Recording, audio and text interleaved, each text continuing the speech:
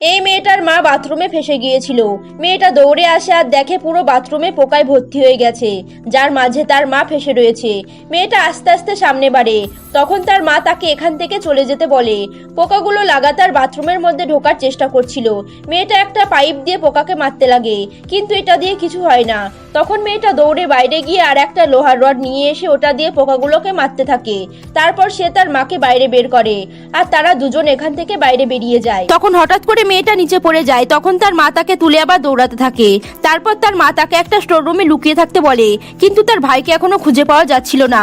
তারপর মহিলাটা ঝিলের দিকে এসে দেখে ওখানে অনেক লাশ পড়ে রয়েছে। তখন হঠাৎ করে অনেকগুলো পোকা তার দিকে আসতে থাকে। তখন সে একটা তেলের বোতল তুলে ওই পোকাগুলোর ওপর ছিটিয়ে দিয়ে ওগুলোকে জ্বালিয়ে দেয়। অন্যদিকে ওই মেয়েটাকে পোকা হামলা করেছিল, তাই সে বাইরে বেরিয়ে আসে, কিন্তু পোকাগুলো তার পেছন ছাড়ে না। তখন সে একটা ওয়াশিং মেশিন দিয়ে পোকাগুলোকে দূর করছিল। তখন তার মা এসে আবার তেল ওগুলোর ওপর ছিটিয়ে দিয়ে জ্বালিয়ে দেয়।